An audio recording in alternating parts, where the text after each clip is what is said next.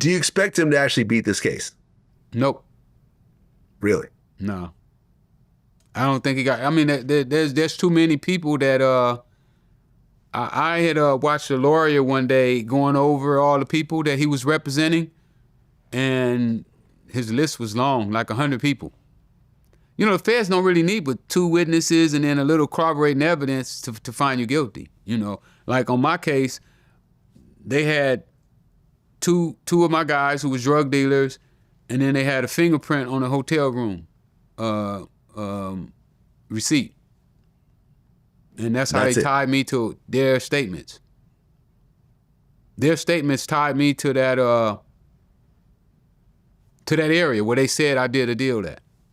So with circumstantial evidence, the feds can still find you guilty.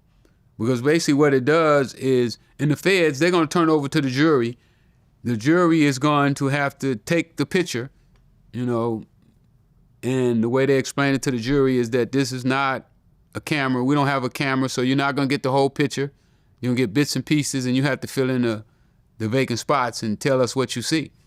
And, you know, and I believe what they're going to see is from what I've been hearing is a guy that had a lot of power, and he took it and he used it against people who were vulnerable, people who were trying to launch careers, you know, people who were trying to help themselves. And I think that it's going to hurt him in trial. Well, the feds have a 98% conviction rate, but that includes all the plea deals. Yeah, most people don't go to trial. Right. 98%, I bet 79% don't go to trial. When it actually goes to trial, you know what the breakdown is, roughly? What's that? Well, no. Well, I'm asking you, do you know, like, the people that don't take the plea deal and actually take the feds to trial? So, for example, I interviewed, you know, the Gotti brothers, you know, Irv and Chris Gotti. They actually beat a Fed case. It was like a money laundering case where they try to say that Kenneth Supreme Williams was the one who financed Murder Inc. and so forth. They went to trial, and they were actually offered like probation, but they went through and actually went to trial, and they beat it. Yeah, they had a good case, a great case. They had a good case. So what percentage of the people do you think beat the feds in court? Probably about 1 or 2%. That's it? Yeah. So Murder Inc. is that rare in terms of what they pulled off? Oh, absolutely. Absolutely. When we were in MDC for about 8-9 months, I think 2 people beat their case in 9 months. Wow.